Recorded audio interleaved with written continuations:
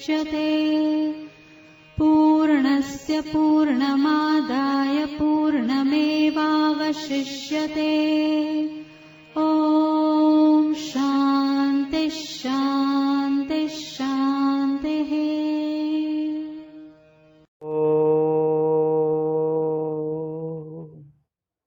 सहना भवतु सहनौ भुनक्तु सह वीर्यं करवावहै तेजस्विनावधीतमस्तु मा विद्विषावहै। ओम शांति शांति शांति।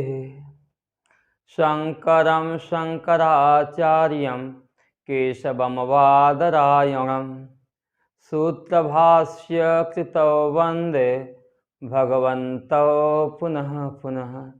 ईश्वरो गुरुरात्मेति मूर्तिभेद विभागिने व्योमवद्व्याप्तदेहाय दक्षिणामूर्तये नमः।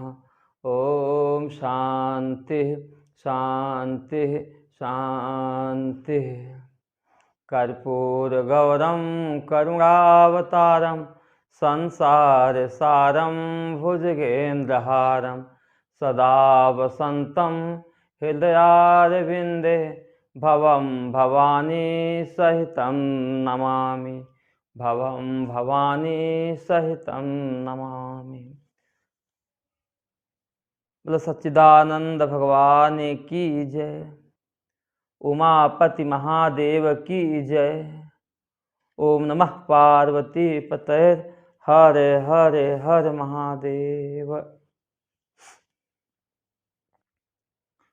स्वामी श्री प्रेमपुरी आश्रम के इस पवित्र मंच से हम लोग सायंकालीन सत्र में दैया जी के सौजन्य से भगवान शंकराचार्य द्वारा विरचित शिवानंद लहरी नामक दिव्य ग्रंथ पर विचार हम लोग कर रहे हैं। विचार के इस क्रम में कल तक हम लोगों ने 45 श्लोकों तक विचार कर लिए थे। आज 46वें श्लोक से विचार करेंगे, जहाँ कल हम लोगों ने विचार किया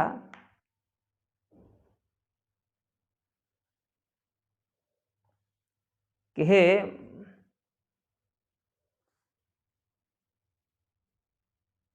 मृत्युंजय,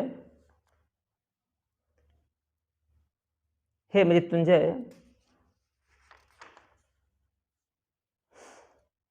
पाप के उत्पात के निवारण के लिए, रुचि ऐश्वर्याय, सुंदर ऐश्वर्य की प्राप्ति के लिए, हे मृत्युंजय, मेरी जिह्वा, चित्त, सिर, पैर, हाथ, नेत्र, कान आदि इंद्रियां के द्वारा प्रार्थना की जा रही है। मेरे से प्रार्थना की जा रही है।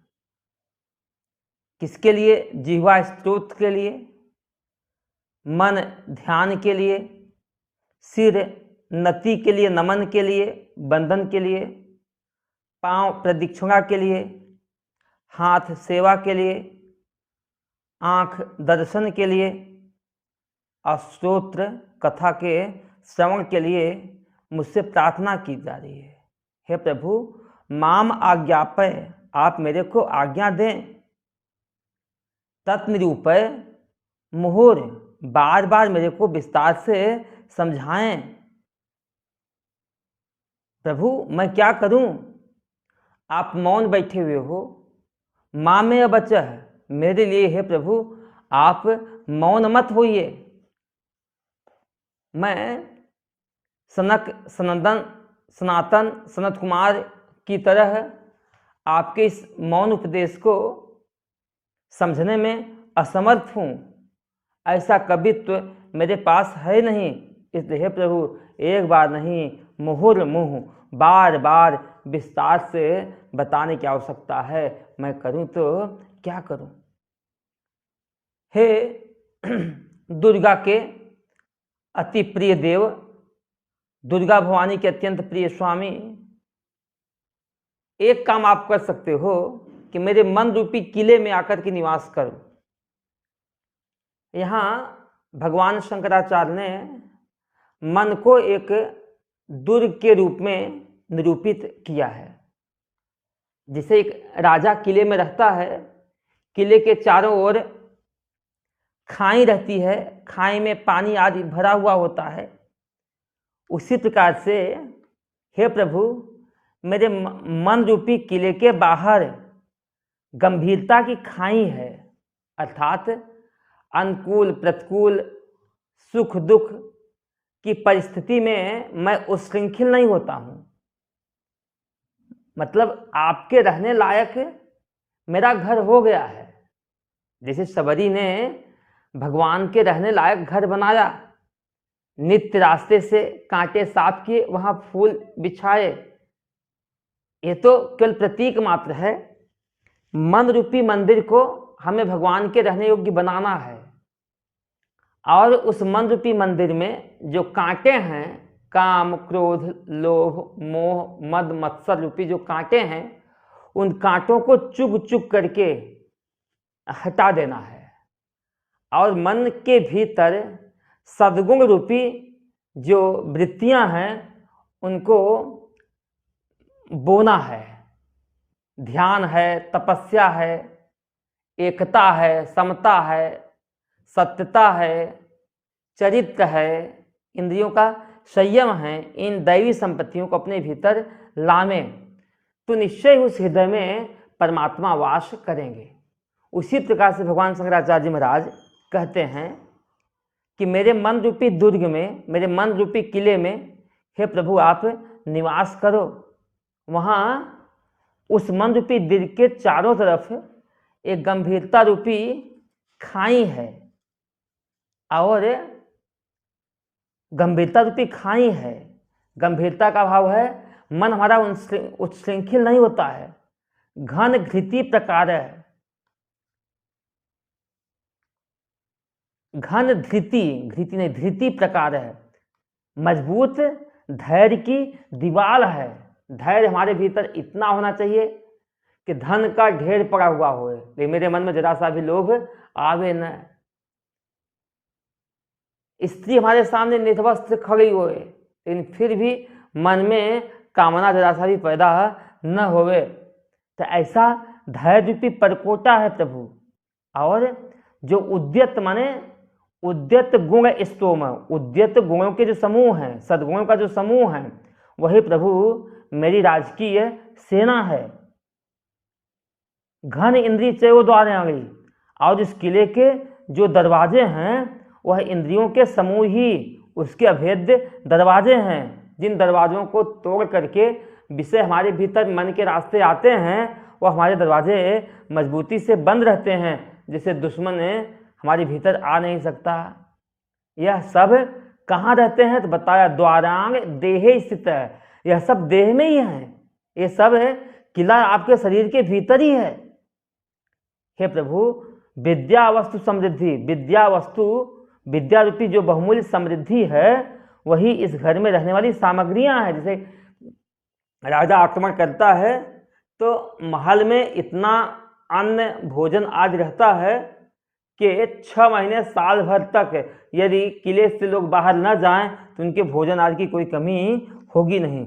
थे प्रभु विद्या रूपी बहुमूल्य समृद्धि मेरे पास है, इसलिए विद्या से बढ़ करके दूसरा धन कोई है ही नहीं। विद्या के लिए जितना खर्च करो उतना वह बढ़ती जाती है। इस विद्या रूपी धन को कोई चोरी नहीं कर सकता है। सोना चांदी आदि तो कोई न कोई चोरी भी कर सकता है, लेकिन विद्या रूपी धन की कोई चोरी नहीं कर सकता है। हे प्रभु यह धन मेरे पास है, इन सामग्रियों से, इन दिव्य सामग्रियों से भरा हुआ। हे प्रभु मेरा मन रूपी किला है, आप यहाँ निवास करो, आपके अनुकूल सब तरह की वातावरण मिलेगा। भगवान कहें मैं तो भाई जंगल में रहता हूँ, विहार करता हूँ, स्वच्छंद रहता हूँ, शिकार आदि खेलने की इच्छा शिकार भी खेलता हूँ। तो उसमें भक्त कहता है माँ गच्छ त्वमितः तुतः, हे प्रभु आप यहाँ वहाँ मत जाइए, मेरे में भी निवास करो। हे स्वामिन, हे आदिकिरात, मेरे मन रूपी सीमा के भीतर भी बहुत से पशु हैं, मतवाले पशु हैं। वह पशु कौन हैं? मात्सर्य हैं, मोह हैं, काम है, क्रोध है। हे प्रभु ये बड़े बड़े पशु हमारे भीतर भी विराजमान हैं, इसलिए इन पशुओं को मार करके हे प्रभु आखेट या शिकार, मृगया शिकार करने का जो विनोद है, आखेट करने का जो विनोद है, मनोविनोद रूपी रुचि का लाभ आप प्राप्त करोगे। हे प्रभु आप बोर नहीं होगे। इसके बाद कहता भक्त भगवान के प्रति कृतज्ञता का भाव व्यक्त करता है कि हे प्रभु मेरे मन रूपी गुफा में, पहले मन की तुलना एक किले से किया, दूसरा मन की तुलना एक जंगल से किया, तीसरे में मन की तुलना एक गुफा से करते हैं। मेरे मन रूपी गुफा में यदि पंचमुख भगवान शिव विद्यमान हैं तो मुझे डरने की आवश्यकता है ही नहीं। अब भगवान शिव के 5 मुख हैं, इस पर चर्चा हम लोग कल कर ही दिए थे। ईशान, अघोर, तत्पुरुष, वामदेव और सद्योजात। क्यों नहीं डर है? क्योंकि करलग्न मृग, उन्होंने हाथ में मृग को पकड़ा हुआ है। करिंद्र भृंग, हाथी को मारने वाले हैं। भगवान शिव ने गजदानों को मारा था। घन शार्दूल, चीते का एक भयंकर दैत्य है, उसका विखंडन किया था। आजू बाजू यत्र तत्र जंतु पड़े हुए हैं। हे गिरीश आपका विशदाकृति, हे गिरीश विशद आवृत्ति च, जो सिंह पहाड़ों का राजा बड़ी आकृति वाला है, यदि वह पंचमुख हमारे भीतर विद्यमान है तो हमें संसार से डरने की आवश्यकता है ही नहीं। और वहाँ तो अष्टावक्र गीता में कहते हैं कि विषय रूपी संसार रूपी अरण्य में यह विषय रूपी मतवाले हाथी वेदांत केसरी रूपी शेर को देख करके डर के भाग जाते हैं, अथवा उनके पीछे पीछे उनकी चाटुकरता किए रहते हैं। अब चित्त की तुलना की गई है। पहले चित्त की तुलना दुर्ग से, दूसरे में चित्त की तुलना अरण्य से, जंगल से, तीसरे में चित्त की तुलना गुफा से। अब चौथे में कहते हैं हे प्रभु आप तो नहीं आ रहे हो, तो अब चित्त की तुलना पक्षी से कर रहे हैं। हे चित्त रूपी पक्षीराज, तुम व्यर्थ ही यहाँ वहाँ भटक रहे हो। अन्न के सहारे अन्य अलम, अन्न के सहारे बहुत ले चुके, उनसे पाने की इच्छा छोड़ दो। हमेशा के लिए भगवान शंकर के पाद युगल रूपी घोंसले में आप निवास करो। यहाँ घोंसला बना दिया, भगवान शिव के चरण कमलों को घोंसला बना दिया, पिंजरा बना दिया एक तरह से, और अपने मन को पक्षी बना करके। और ये भगवान शिव के चरण सामान्य चरण नहीं हैं। कहते हैं वेद के श्रेष्ठ भाग शाखा उपनिषदों का अन्वेषण करने वाले जो ब्राह्मण वर्य हैं, यह पाद उनके द्वारा सेवित है, हमेशा के लिए सेवित है। सेवन से कुछ मिलेगा तो सौख्य आपादनी, सौख्य की प्राप्ति कराने वाली है और दुखों को दूर करने वाली है। सुधा सा रही है, सुधा सा रही है, अमृतमय फलों से सुशोभित है। ऐसे चरण कमलों में हम निवास करें। अरे भाई जीवन में आदमी को चाहिए क्या? श्रेष्ठ स्थान में उसको रहने की जगह मिल जाए, और जिस स्थान में रह कर के उसको दुख की प्राप्ति न होवे और सुख ही मिले, और अमरता की प्राप्ति हो जाए, इससे श्रेष्ठ दूसरी जगह है ही नहीं। इसलिए हे मन रूपी पक्षी, ये संसार रूपी दलदल में, संसार रूपी तलैया में तुम विचरण मत करो। तुम इधर उधर भटकना छोड़ दो। और नहीं बोलो, बाहर विषयों की तरफ भटकना बहुत हो चुका। नित्य भगवान शिव के चरण कमल रूपी घोंसले में निवास करो। और जो चरण कमल ब्राह्मण वर्य जो उपनिषदों का चिंतन करने वाले हैं, उनके द्वारा नित्य सेवित हैं, सेवा से सौख्या पर सुख को प्राप्त कराने वाले हैं, दुख को दूर करने वाले हैं और अमृत फल से युक्त हैं, ऐसे चरण कमलों में हे प्रभु आप आकर के निवास करो। मेरे मन निवास करो। अब 46वां श्लोक का विचार हम लोग करेंगे। आकिरणे नखराज कांति विभवै उद्यत सुधा वैभवैर आधौते रपि च पद्मराग ललिते हंस व्रजैराक्ष्विते नित्यं भक्त बधूगणैश्च रहसि स्वेच्छा विहारं कुरु स्थित्वा मानसराज हंस गिरिजानाथांघ्रि सौधांतरे। दोबारा उच्चारण कर लेते हैं। 46वां श्लोक। आकिरणे नखराज कांति विभवै उद्यत सुधा वैभवै आधौते अपि च पद्मराग गलिते हंस व्रजैराक्ष्विते नित्यं भक्ति बधू गणैश्च रहसि स्वेच्छा विहारं कुरु स्थित्वा मानसराज हंस गिरिजा नाथांघ्रि सौधांतरे। मानस राज हंस है। अब यहाँ देखो, पहले मन को आश्रय के रूप में बनाया। 42वें श्लोक में मन को दुर्ग बनाया, एक आश्रय है, आश्रय स्थान। 43वें मंत्र में मन को एक जंगल की तुलना किया। 44वें श्लोक में मन को एक गुफा की तरह किया। 3 श्लोकों में मन रूपी आश्रय स्थान में हे प्रभु आप आकर के निवास करो। यदि आप नहीं आ सकते हो तो अब भगवान भाष्यकार इस मन को पक्षी की तुलना करते हैं। आश्रय स्थान नहीं, आश्रय लेने वाले की तुलना करते हैं। मेरे मन रूपी पक्षीराज, तुम आकर के भगवान शंकर के चरण कमल रूपी घोंसले में निवास करो। मतलब भगवान शिव के चरण कमलों को एक घोंसला बताया, और वो घोंसला कोई साधारण घोंसला नहीं है भी बताया। इस घोंसले की सेवा, नित्य सेवन बड़े बड़े ब्राह्मण वर्य जो उपनिषदों का विचार करते हुए करते हैं।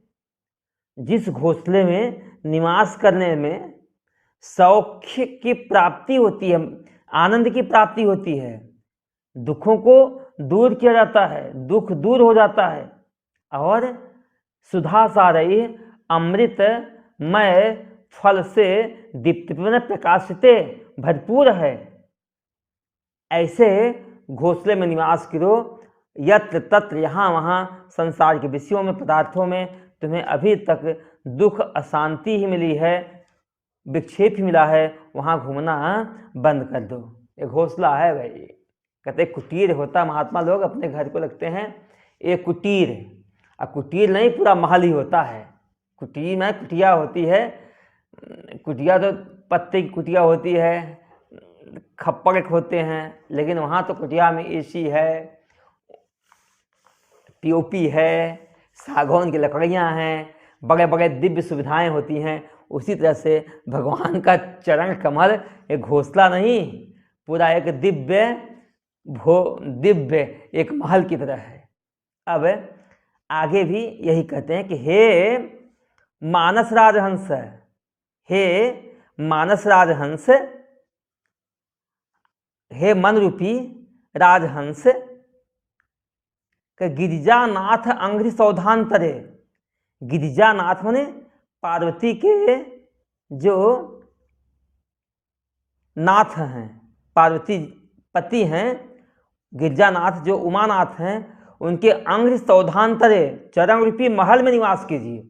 अब जिसे मन को अनेक रूपक से पीछे बताया गया था, उसी प्रकार से भगवान शिव के चरण कमलों के लिए भी अनेक प्रकार के रूपक बता रहे हैं। 45वें श्लोक में भगवान शिव के चरणों को एक घोंसले की उपमा दी गई थी। वह घोंसला की विशेषता बताई कि वह घोंसला उन ब्राह्मण वर्यों के द्वारा सेवित है जो उपनिषदों का चिंतन करते हैं, आनंद देने वाला हो, दुख को दूर करने वाला है, अमृत फल की प्राप्ति भी कराता है। अब इस श्लोक में 46वें श्लोक में भगवान उमानाथ के चरण कमलों को एक महल की तुलना दी गई है। चौथी पंक्ति में आता है, मानस राजहंस, हे मेरे मन रूपी राजहंस, तुम वही पीछे वाली पंक्ति से ले आना। मानस त्यज वृथा संचारम, तुम व्यर्थ यहाँ वहाँ भटकना बंद कर दो। अन्नई अलम, अन्न के सहारे बहुत हो सके, उससे पानी की आशा छोड़ दो। 45 में तीसरे मंत्र लाना। फिर कहाँ रहूं? जिसे हम लोग कहते हैं शरीर है तो कहीं न कहीं तो रखना पड़ेगा ही पड़ेगा। तो मन है तो मन को भी कोई न कोई आश्रय तो चाहिए। तो हे मन, ये तुम्हें आश्रय ही चाहिए। तो गिरिजानाथ अंघ्रि सौधांतरे, गिरिजानाथ माने उमानाथ के चरण कमल रूपी महल के भीतर स्थित्वा, विश्राम लेकर के, स्वेच्छा विहारम को, वहाँ जाकर के रुक करके स्वेच्छा इच्छा पूर्वक विहार करो, इच्छा पूर्वक वहाँ आनंद से रहो। बाबा तुम्हें कौन निकाल रहा है उस महल से? वो महल बहुत बड़ा है, उस महल में तुम रह सकते हो। वह महल कैसा है? कहीं खंडहर तो नहीं है? कहते नहीं भाई, भगवान शिव का महल तो बड़ा ही दिव्य है। कैसा दिव्य है? आकिरणे नखराज कांति विभवे, आकिरण व्याप्त है। कैसे व्याप्त है? नखराज कांति विभवई, नख माने नखों की, राजी माने नखों के समूह में, नखों की जो पंक्ति है उन पंक्तियों की, कांति माने शोभा। यह महल भगवान शिव के चरणों की नखों की पंक्ति, नखों की जो कतारें हैं उन कतारों की कांति से शोभायुक्त है। आकिरणे नखराज कांति विभवई, वह महल भगवान शिव के नख की पंक्ति की शोभा से शोभित है। इतने नहीं, उद्यत सुधा वैभवई, उद्यत माने उगे हुए, पूर्णिमा के चंद्रमा की किरणों से नहाया हुआ है। उद्यत सुधा, सुधा माने चंद्रमा, बढ़ते हुए चंद्रमा के किरणों से नहाया हुआ है। औद्योत माने नहाया हुआ है, स्वच्छ किया हुआ है। आधौते अपि, होता हुआ भी। इतने नहीं, पद्म राग ललिते, पद्म माने लाल मांग किससे शोभित है? वह जो भगवान शिव के चरण कमल हैं, कहते हैं भगवान शिव के चरण कमलों में महावर लगाते हैं लोग, पहले सजाते हैं, अथवा जिसके चरण कमल बड़े सुंदर होते हैं उसमें थोड़ी सी लालिमा लिए होते हैं। तो भगवान शिव के जो चरण कमल हैं, पद्म राग ललिते, पद्म राग से लाल मांग से वह सुशोभित हैं। लेकिन उस महल में हम लोग रहेंगे तो बड़ा बोझ हो जाएंगे। कहते हंस ब्रजई आश्रिते, हंस ब्रज, हंस के जो समूह हैं उस हंस के समूह आश्रिते, आश्रिते माने वहां पर आश्रय लेते हैं। हंस देखो, एक तरह से नीर क्षीर विवेकी को हंस बोला गया है, जो दूध और पानी को, पानी में से दूध भाग को अलग कर देवे, पानी भाग को छोड़ देवे, उसका नाम क्या है? हंस है। ऐसे महात्मा लोग भी हंस ही बोले जाते हैं, क्योंकि इनके भीतर भी नित्यानित्य विवेक है। जैसे हंस पक्षी दूध में से पनीर को खा जाता है पानी को छोड़ देता है, उसी प्रकार से इस संसार में भी जो ज्ञानी होता है, परमहंस सन्यासी होता है अथवा हंस होता है, तो हंस की तरह जो साधु पुरुष होते हैं उस संसार में तत्व को तो ले लेते हैं, नाम रूप जाति गुण क्रियाओं को क्या कर देते हैं, छोड़ देते हैं। इसी भाव को लेकर के ईशावास्य उपनिषद बताया, ईशावास्यम इदम सर्वम यत् किंच जगत्याम जगत तेन त्यक्तेन भुंजी था माँ कश्चित शुद्धनम। तो यहाँ बताया कि सब कुछ ईश्वर से ओतप्रोत है। इस संसार में जो भी पदार्थ दिख रहा है, हम कहते हैं ईश्वर से ही नहीं, ईश्वर और माया दोनों से ओतप्रोत है। तो इसमें जो माया का अंश है ना, नाम रूप जाति गुण और क्रिया, इनको छोड़ देना है। एक 5 का प्रपंच माया है, नाम है, रूप है, जाति है, गुण है, क्रिया है, इनको छोड़ देना है। और जो परमात्मा का गुण है उसमें सत्य चित आनंद, इसको हमें पकड़ लेना है। तो तेन माने इस कारण से, जब ईश्वर से व्याप्त है, ईश्वर और माया से व्याप्त है, तो तेन त्यक्तेन इस कारण से माया और माया के गुणों को छोड़ करके भुंजी था, आत्मा का भोग भोगना, माने सबके भीतर सत चित आनंद को देखना। जैसे हम गन्ना चूसते हैं तो गन्ना के रस को निकाल लेते हैं दांतों से चूस करके और छोह को बाहर फेंक देते हैं, उसके गूदा जो होता है चूस करके बाहर फेंक देते हैं।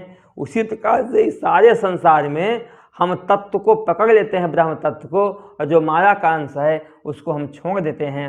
ऐसे विवेकी सद असद विवेकी महापुरुष लोग आपके चरण कमलों के आश्रय में रहते हैं।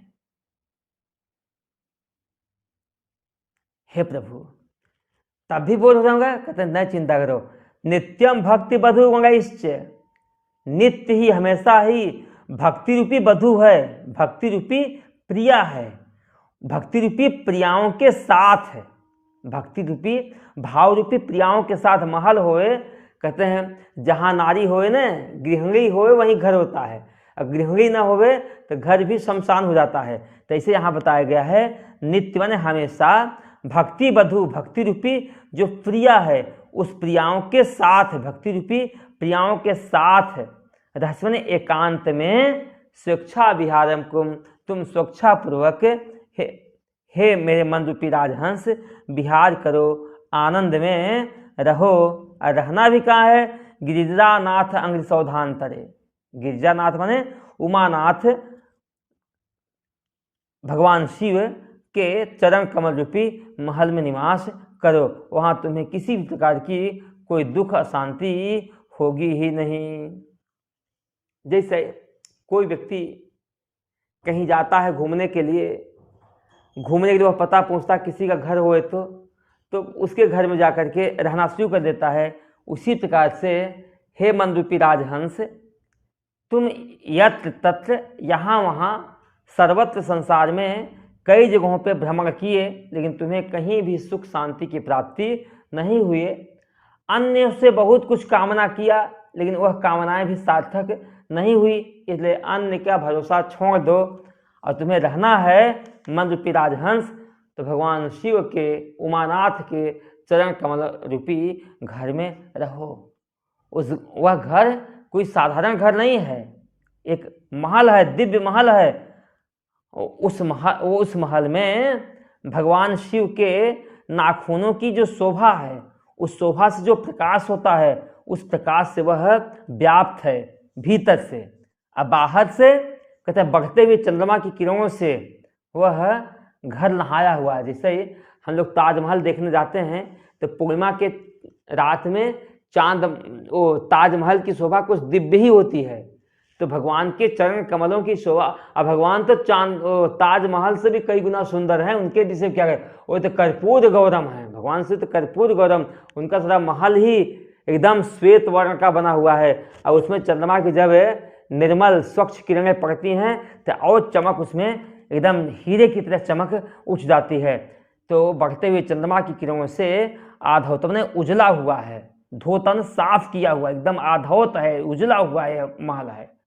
इतने नहीं, पद्म सफेदी में लालिमा आ जाए तो कहना ही क्या है। सफेद बर्फ पड़ा हुआ हो और उस बर्फ में उगता हुआ सूर्य होवे, जैसे कैलाश मानसरोवर में आप देखते हो जब सूर्य की परछाई पड़ती है तो उस कैलाश मानसरोवर की शोभा ही दिव्य हो जाती है।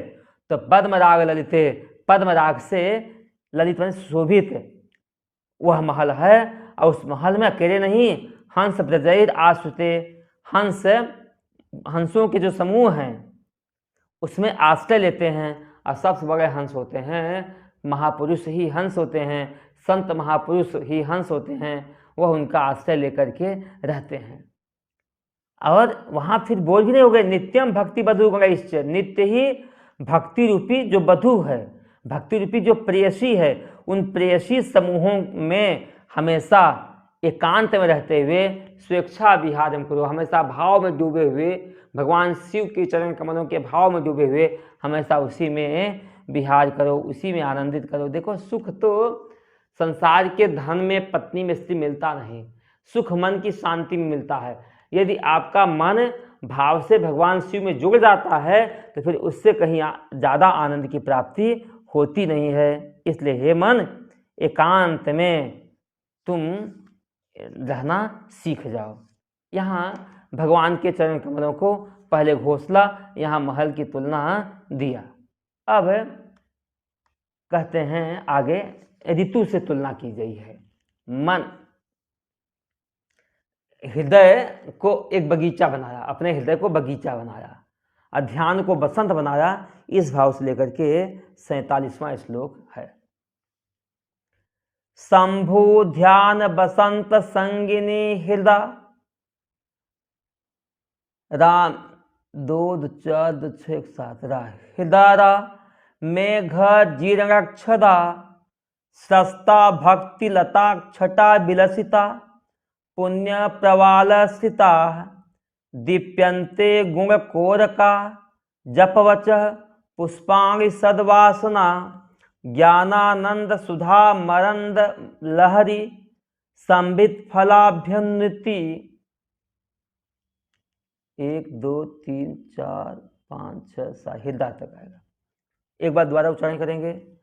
शंभु ध्यान बसंत संगिनी हृदय रामेघ जीर्णक्षदा सस्ता भक्ति लता छटा विलसिता पुण्य प्रवाल स्थिता दीप्यन्ते गुण कोरका जपवच पुष्पाणि सद्वासना ज्ञानानंद सुधा मरंद लहरी संबित फलाभ्युन्नति। हृदय रामे, आराम होता बगीचा, बगीचा का दूसरा अर्थ हुआ बगीचा का दूसरा अर्थ हुआ उद्यान है। तो हृदय रूपी उद्यान में हमारा एक जो हृदय है वह एक आर्चॉर्ड है, बगीचा है, उद्यान है। उस हृदय रूपी उद्यान में या कभी भी कहीं यदि उद्यान में यदि बसंत का आगमन हो जाए और सौभाग्य से इस शिवानंद लहरी का जो चिंतन हम कर रहे हैं बसंत ऋतु में ही कर रहे हैं। इसमें जो ऋतु है इस ऋतु का भी नाम ही बसंत ऋतु है, इसलिए बसंत ऋतु का आगमन हो चुका है।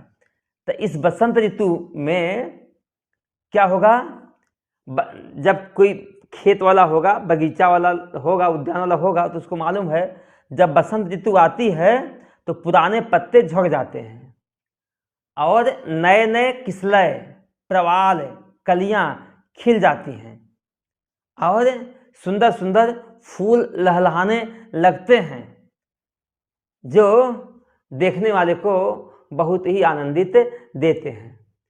इसी बसंत ऋतु के भाव को अपने ऊपर घटाते हुए भगवान भाष्यकार जी महाराज कह रहे हैं कि हृदय रामे, हृदय रूपी इस बगीचे में, हृदय रूपी उद्यान में, हे प्रभु शंभु ध्यान बसंत संगनी, शंभु के ध्यान रूपी, भगवान शिव के ध्यान रूपी बसंत ऋतु के आगमन से, शंभु ध्यान। और सही बताऊं, हमारे मन की बगिया में यदि शंभु का ध्यान हो गया ना तो यही बसंत है, सबके लिए है।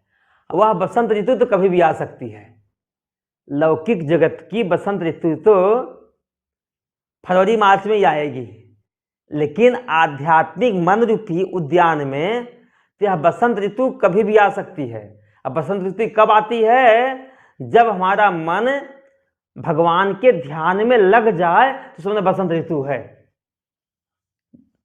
तो यहां वही कहते हैं हृदय में, हृदय रूपी बगीचे में, हृदय रूपी आराम में माने हृदय रूपी उद्यान में शंभु ध्यान बसंत संगनी, भगवान शिव के ध्यान रूपी बसंत के आगमन से, संगनी माने बसंत का संग होने से, भगवान शिव का ध्यान ही सबसे बड़ा बसंत है, अन्यथा तो सब रोदंत है, सब रोना ही है। यदि हृदय में ध्यान भगवान का न होकर के संसार का है तो सब रोदंत हैं, रो ही रहे हैं। लेकिन संसार का ध्यान हट करके यदि शंभु का ध्यान बच गया तो हर पल बसंत ही बसंत रहता है।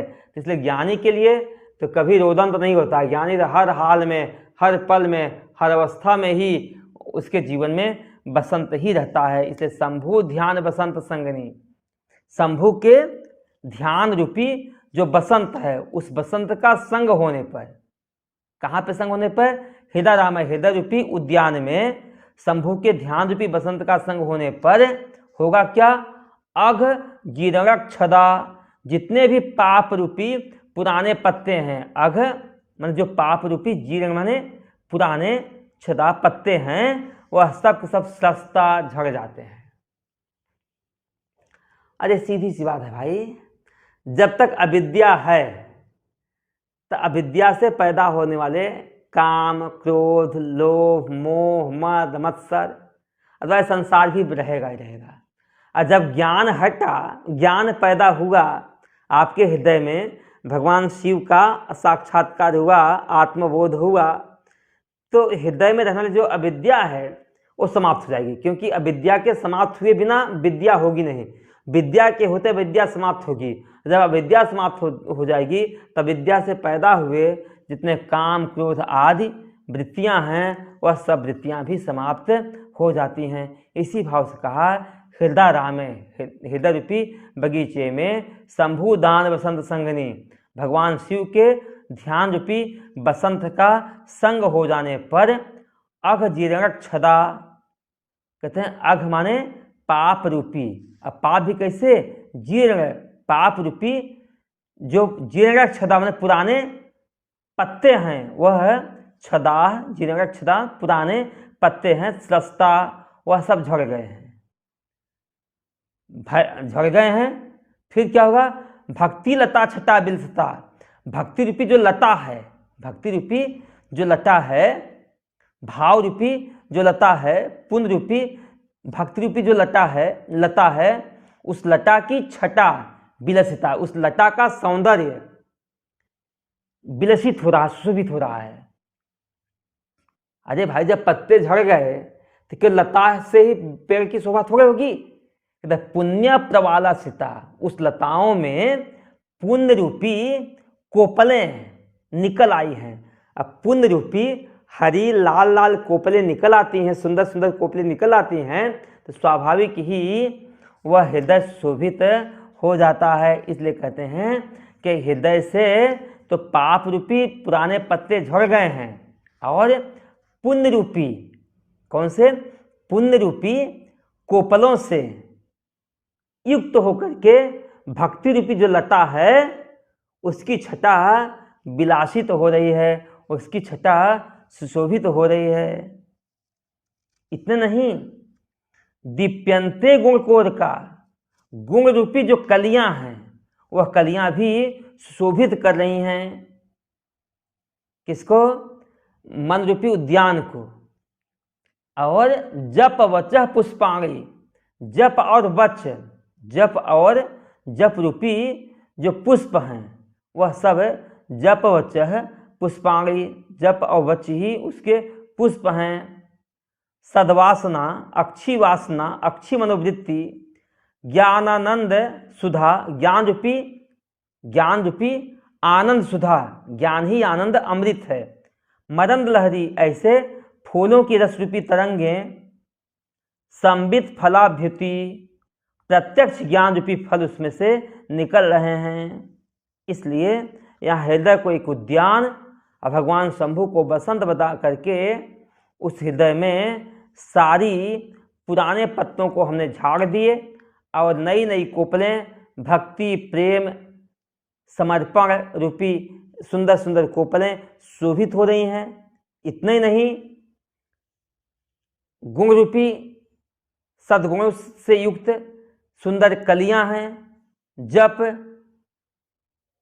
वचः पुष्पाणि, जप और वचन, जप वचः, ये सब पुष्प खिल जाते हैं। और सद्वासना जो सुंदर वासना है, अच्छी मनोवृत्ति है, ज्ञानानंद सुधा, ज्ञान रूपी जो आनंद मृत है, उस फूलों की रस रूपी तरंगे से संबित फलाभ्युन्नति, ज्ञान रूपी फल उन्नति माने उन्नति को प्राप्त कर रहे हैं। संबोधि रूपी फल उस गुफा से आ रहा है। इसलिए हम भी अपने हृदय को बसंत बना करके, जैसे बसंत ऋतु में व्यक्ति बड़े आनंद से रहता है, ऐसे हम अपने इस हृदय के साथ ही बड़े आनंद से रह लेते हैं। लेकिन हम लोग हृदय में बसंत न ले आकर के न नीरस कोई मौसम ले आ देते हैं, जिसके कारण अशांत हो जाते हैं।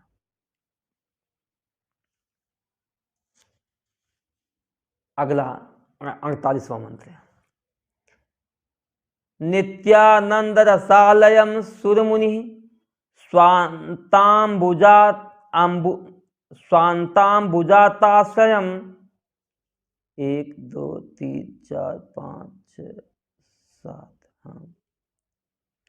नित्यानंद रसालयम सुरमुनि स्वांताम्बुजाताश्रयम स्वच्छम सद्द्विज सेवितम कलुषहृत सद्वासनाविष्कृतम शंभु ध्यान सरोवरम ब्रज महोहंसावतंसम स्थिरम किम क्षुद्राश्रय पल्लव भ्रमर संजात श्रमम प्राप्स्यसि। दोबारा एक बार पढ़ लेंगे। नित्यानंद रसालयम सुरमुनि स्वांताम्बुजाताश्रयम स्वच्छम सद्द्विज सेवितम कलुषित सद्वासनाविष्कृतम शंभु ध्यान सरोवरम ब्रज मनोहंसावतंसम स्थिरम किम क्षुद्राश्रय पल्लव भ्रमर संजात श्रमम प्राप्स्यसि। देखना 45 श्लोक से प्रसंग बदल गया है। 45 श्लोक में भगवान के चरण कमलों को एक घोंसला बनाया और मन को पक्षी बनाया और घोंसले की विशेषता बता करके बताया कि हे मन, यहाँ वहाँ घूमना बंद करके इस दिव्य घोंसले में निवास करो। 46वें श्लोक में भगवान के चरण कमलों को एक महल की तुलना दिया और मन तो हमारा पक्षी है ही। और वहाँ भी यही प्रार्थना की गई कि स्वेच्छा विहारम कुरु, इस चरण कमल रूपी महल के भीतर आप मौज से विहार करो। अब पीछे से ले आना, वृथा संचारम त्यज, व्यर्थ का यहाँ वहाँ भटकना बंद कर दो और अन्नैहलम और अन्य लोगों से आशा करना भी बंद कर दो और अब बहुत भटक लिए, अब महल में निवास करो। लेकिन वह महल कैसा है यह भी बता दिया। भगवान शिव के चरण कमलों के नखों से जो प्रकाश निकलता है उस प्रकाश से शोभित है। अंदर से, बाहर से बढ़ता हुआ चंद्र पूर्णिमा के चांद की किरणों से वह महल एकदम नहाया हुआ है, जैसे किरणों से नहाया हुआ है। इतने नहीं, पद्मराग ललिते, लाल माणिक्य से वह शोभित है। और उस महल का सेवन करने वाले, उस महल का आश्रय करने वाले बड़े बड़े ऋषि मुनि हैं। वह अकेले रहते हैं क्या? कहते नहीं नहीं, भक्ति रूपी प्रियतमा के साथ एकांत में मौज में हे मेरे मन तुम रहो। फिर 47वें मंत्र में हृदय को भी एक बगीचा बनाया और शंभु के ध्यान को बसंत बनाया। जैसे बसंत की ऋतु से पाप पुराने पत्ते झड़ जाते हैं, ऐसे हमारे जन्म जन्मांतर के सारे पाप झड़ गए हैं, पिघल गए हैं और सद्गुण रूपी सद्गुण भक्ति रूपी जो लता है वह लता सुशोभित हो गई है, जो पुण्य रूपी नवीन किसलयों से युक्त हैं। इतने नहीं, गुण रूपी कोरिका में कलियां प्रकाशित हो रही हैं, जप वप रूपी पुष्प खिले हुए हैं, सद्वासना सुंदर वासना ज्ञानानंद रूपी अमृत है, ज्ञान रूपी अमृत फूलों की रस रूपी तरंगों से युक्त प्रत्यक्ष ज्ञान रूपी फल वहां निकल रहे हैं। संबित फलाभ्युन्नति, संबित ज्ञान रूपी फल की उन्नति हो रही है, क्योंकि फूलों से क्रम है। देखो क्रम यहां बताया कि सबसे पहले साधना का सबसे पहले पहलू है।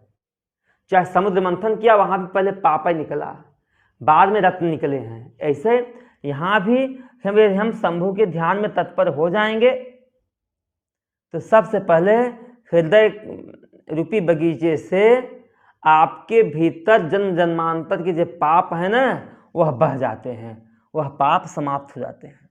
और जब पाप समाप्त हो जाते हैं, पुण्य की लताएं, पुण्य रूपी भक्ति रूपी जो भाव है, भाव रूपी लताओं की छटा सुशोभित हो जाती है। और भक्ति रूपी लता में पुण्य जो कर्म है, उस पुण्य कर्म रूपी या दूसरे के कल्याण की भावना रूपी जो पुण्य है, वह पुण्य ही नए नए कोपल हैं, वह शोभित हो जाते हैं। इतने नहीं, अब ध्यान ना, बुराई हटी, अच्छाई आई। अच्छाई की बात क्या आया? पुण्य रूपी प्रवाल आए। अब गुण कोटिका माने क्या हुआ? गुण रूपी सदगुण रूपी, उसमें कलियां, पत्तों के बाद कली आएगी, कली के बाद फूल आएगा, जप वच। इसके बाद जब गुण अच्छे आ जाएंगे तो जप और वच रूपी फूल हो जाएंगे, जप वच फूल है। इसके बाद सदवासना, सदवासना है मुक्ति होने की वासना, और सब असदवासना है।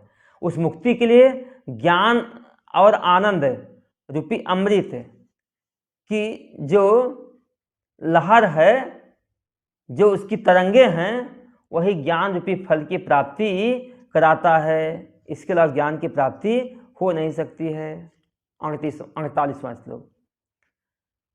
नित्यानंद रसालयम सुरमुनि स्वांतांबुजाताश्रयम स्वच्छम सद्विज सेवितम कलुषित सद्वासनाविष्कृतम शंभु ध्यान सरोवरम ब्रज मनोहंसावतंसम स्थिरम किम क्षुद्राश्रय पल्लव भ्रमग संजात श्रमम प्राप्स्यसि। यहां भी मन हंसावतंसम, हे मन रूपी हंस, मनोहंसावतंसम, हे मन रूपी हंस शिरोमणि, स्थिरम शंभु ध्यानम सरोवर ब्रज, स्थिर शंभु के ध्यान रूपी सरोवर में चले जाओ। अब चल जहां से डिगायमान न हो, जहां से विषयों की तरफ भटकाव न हो, ऐसे शंभु के ध्यान रूपी सरोवर की तरफ तुम ब्रज, तुम शंभु के ध्यान रूपी सरोवर की तरफ चलो जाओ। हे मन रूपी हंस शिरोमणि, स्थिर माने जो नित्य हमेशा रहने वाला, शंभु ध्यान सरोवरम ब्रज, शंभु के ध्यान, भगवान शिव के ध्यान रूपी सरोवर की तरफ तुम जाओ। कहाँ जा रहे हो भाई? यहाँ वहाँ भगवान शिव की तरफ तुम अपने आप को मोड़ो, उधर झुको। उस सरोवर में पानी गंदा होगा तो, कलुषित होगा तो, उस पानी को हम पिएंगे मर गए तो? कहते ना, वह पानी बड़ा स्वच्छ है। कैसा स्वच्छ है? नित्यानंद रसालयम, नित्यानंद रसालयम। यह सरोवर कहते नित्य आनंद रूपी रस का आलय है, घर है। नित्य आनंद के रस से वह सरोवर भरा हुआ है। सरोवर होवे, अब पानी न होवे तो कैसे काम चलेगा? तो भक्ति रूपी जो सरोवर है, शंभु के ध्यान रूपी जो सरोवर है, उस सरोवर में नित्य आनंद रूपी रसालयम, नित्य आनंद रूपी रस से वह भरा हुआ है।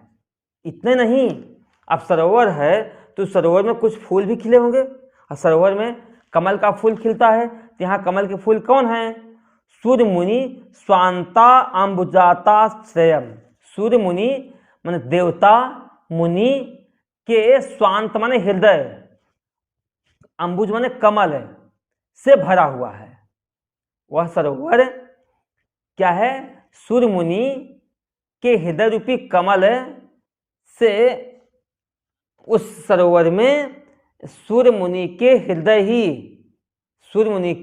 हृदय कमल ही वहां आश्रय लिए हुए हैं। अर्थात उस सरोवर में, किस सरोवर में भाई? देखो बाबा लोग ना तपस्या करते हैं, तपस्या के लिए उनको कोई नदी का किनारा चाहिए, प्रवाह चाहिए, अथवा नदी का किनारा ना मिले तो किसी झील के किनारे बैठ कर के वो ध्यान किया करते हैं। इसलिए झील आदि के किनारे बैठ कर के भी यति लोग तप करते हैं। तो हमें ध्यान करना है, मन रूपी राजहंस को एकाग्र करना है, लेकिन कहाँ करना है? शंभु के ध्यान रूपी सरोवर में ले जाना है। और उस सरोवर में साथ किसका लेना है? तो बताया, अच्छा उस सरोवर भरा किससे है? नित्य आनंद रसालयम, नित्य आनंद के रस रूपी जल से भरा हुआ है। उस सरोवर में साथ किसका है? सूर्य देवता मुनि के अंतःकरण रूपी कमल ही उसमें खिले हुए हैं। अर्थात ऐसे लोगों का हमें साथ करना चाहिए। इतने ही नहीं, स्वच्छम, बहुत ही स्वच्छ है, बहुत ही निर्मल है। सद द्विज सेवितम, बाबा द्विज में भी सद है, द्विज में सद दे दिया, जोड़ लेना। जैसे पहले था ये घी था, पहले क्या था ये कि घी, क्योंकि घी दूसरा होते नहीं था, घी एक ही सत्ता थी। बाद में जब अनुसंधान हुए तो डालडा घी आया, तो यहाँ हुआ देसी घी लिखना शुरू कर दिया, घी की विशेषता बता दिया देसी घी। अब आज भी मिलावटी आ गया तो शुद्ध देसी घी हो गया। अब देसी घी में भी क्या शुद्धता होगी भाई? ये शुद्ध देसी घी हो गया। उसी प्रकार से द्विज तो द्विज ही होता है, लेकिन यहाँ सद द्विज, नाम मात्र का द्विज न होए, वास्तव में जो सद ब्राह्मण होए उसका नाम क्या है? सद द्विज। और जो नाम मात्र का ब्राह्मण है ना, आजकल बहुत ब्राह्मण है नाम मात्र के हैं, सब कुछ तिवारी शुक्ला पांडे सब कुछ लिख रहे हैं, लेकिन कोई कपड़े की दुकान बैठा हुआ है, कोई जूते की दुकान बैठा हुआ है, कोई फल बेच रहा है, और विद्या अध्ययन जीरो है, यज्ञोपवीत संस्कार तक हुआ नहीं है, शराब आदि का पान कर रहा है। तो भाई ब्राह्मण तो है, लेकिन कुटिल ब्राह्मण है, कुटिल, सद ब्राह्मण नहीं है, असद ब्राह्मण है। ऐसा ब्राह्मण नहीं, सद द्विश्वेतम, जो सद ब्राह्मण हैं उनके द्वारा यह सरोवर सेवित है। सद ब्राह्मण यहाँ निवास करते हैं, इनके घाटों पर, इनके चारों तरफ निवास करते हैं। सद्विषितम कलुषहित सदवासना आविष्कृतम, कलुषित माने पाप रूपी कीचड़, कलुषहित। हमारे यदि सरोवर में कोई नहा लेगा, भक्ति रूपी सरोवर में नहा लेगा, तो पाप रूपी कीचड़ को दूर करने वाला होगा। ऐसा केमिकल है, ऐसा जल भरा हुआ है कि पाप रूपी कीचड़ को दूर करने वाला होता है। कई हमने सुने हैं ऐसी सी सरोवर हैं, कहीं पीलिया रोग दूर होता है, स्नान कर लो। कहीं ऐसा सरोवर है जहाँ के पानी में सल्फर की मात्रा है तो चर्म में रोग दूर हो जाते हैं। किसी सरोवर में कोढ़ रोगी जाते हैं, वो नहाते हैं तो उनका कोढ़ दूर हो जाता है। हर की अपनी एक विशेषताएं हैं। तो ये भक्ति रूपी जो सरोवर है, इस भक्ति रूपी सरोवर में शारीरिक इलाज होवे या न होवे, लेकिन मानसिक पक्का इलाज हो जाता है। वह मानसिक इलाज क्या है? पाप रूपी कीचड़ को यह सरोवर दूर करने वाला है।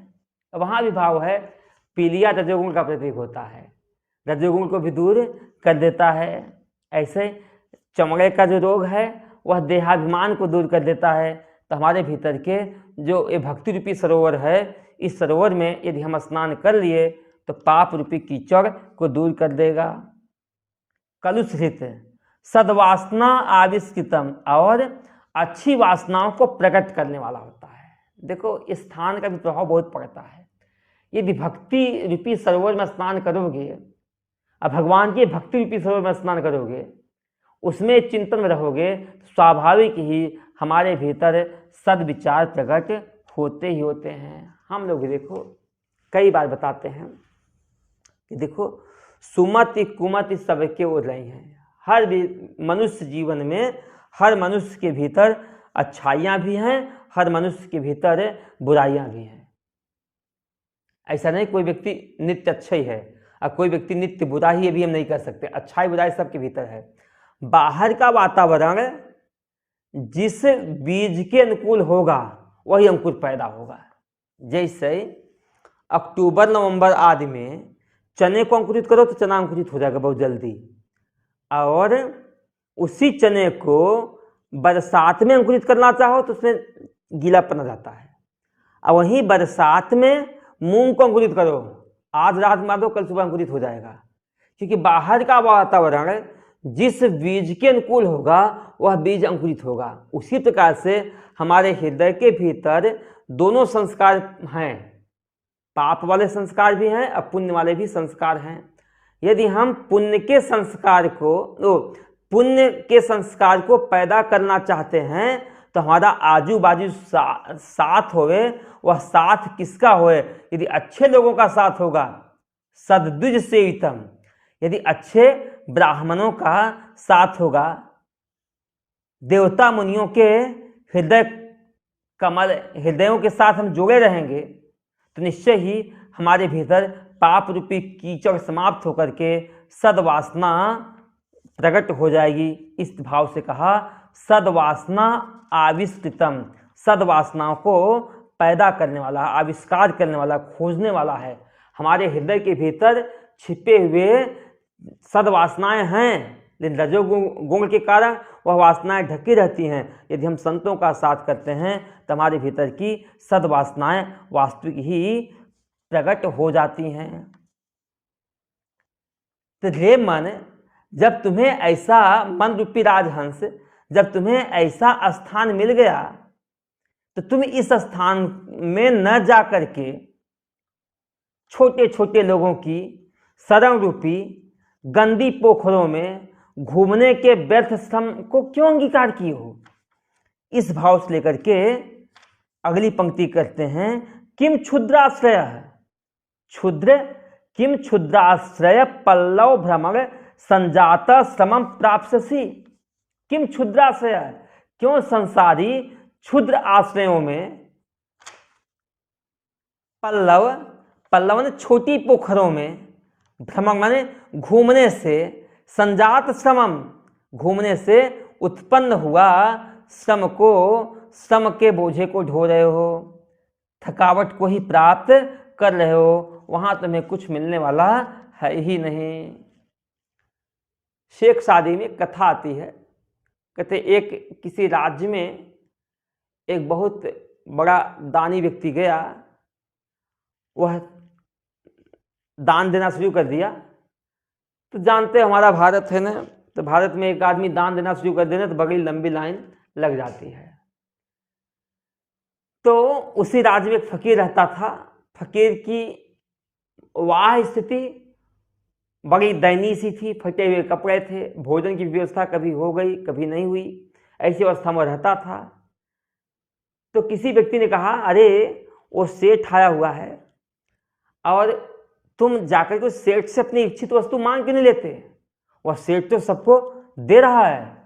तो फकीर ने कहा, वह सेठ जो दे रहा है उसकी आंखें, उसका भाव, देते हुए लेने वालों को लिए तिरस्कार के शब्द बोलना, इसलिए ऐसे व्यक्ति से कुछ मांगने की अपेक्षा फटे हुए गुदड़ी में भूखे पेट सो जाना अच्छा है, लेकिन ऐसे व्यक्ति के पास जाना नहीं चाहिए। उसी प्रकार से यहाँ भगवान शंकराचार्य भगवान कहते हैं, हे मन रूपी राजहंस, जब तुम्हारा मन, तुम्हें हम रहने का स्थान दे दिए हैं तो तुम उस स्थान पर जाते क्यों नहीं? यहाँ वहां धक्के क्यों खा रहे हो, भटक क्यों रहे हो? यही 45 श्लोक का भाव यहाँ भी है, व्यर्थ ही यहाँ वहां क्यों घूम रहे हो? भगवान शंकर के चरण कमल रूपी घोंसले में क्यों नहीं रहते? इसी भाव से यहाँ कहा, किम क्षुद्राश्रय, क्षुद्र लोगों का, नीच लोगों का आश्रय क्यों लेते हो? लोभी, कामी, क्रोधी लोगों का आश्रय क्यों लेते हो? पल्लव क्षुद्राश्रयों में, छोटी छोटी पोखरों में, भ्रमण, तुम भ्रमण कर रहे हो, संजाता श्रम, वहां तुम्हें श्रम ही मिलेगा, थकावट ही मिलेगी। संसार के छोटे छोटे भोगों में छोटे छोटे व्यक्तियों के साथ संबंध बनाकर रखोगे, तुम्हें भ्रम ही प्राप्त करोगे, दुख ही प्राप्त करोगे, तुम्हें सुख की प्राप्ति नहीं होगी। लेकिन जिस आश्रय की बात मैं कर रहा हूं वह आश्रय तो नित्य आनंद देने वाला है। उस सरोवर के में देवता मुनि के हृदय रूपी कमल वहीं निवास करते हैं। वह सरोवर सद्गुणों से संपन्न ब्राह्मण लोग सेवित हैं। वह सरोवर हमारे पाप को हरने वाला है, हमारी अच्छाइयों को हमारे भीतर से प्रकट करने वाला है। तो ऐसे इस सरोवर का त्याग करके क्षुद्र व्यक्तियों का, क्षुद्र पदार्थों का आश्रय लेना कोई बुद्धिमानी नहीं है। यह तो नासमझी मूर्खता है। यहाँ कुछ मिलेगा नहीं, झूठा भ्रमण से उत्पन्न थकावट को ही प्राप्त करोगे और कुछ प्राप्त करोगे नहीं। इस तरह से 48 श्लोकों का विचार आज हुआ। बाकी का विचार हम कल करेंगे 49वें श्लोक से। ओम पूर्णमदः पूर्णमिदं पूर्णात् पूर्णमुदच्यते पूर्णस्य पूर्णमादाय पूर्णमेवावशिष्यते। ओम शांति शांति शांति। बोलो सच्चिदानंद भगवान की जय, उमापति महादेव की जय। ओम नमः पार्वती पते हर हर हर महादेव की। ॐ शान्ति शान्ति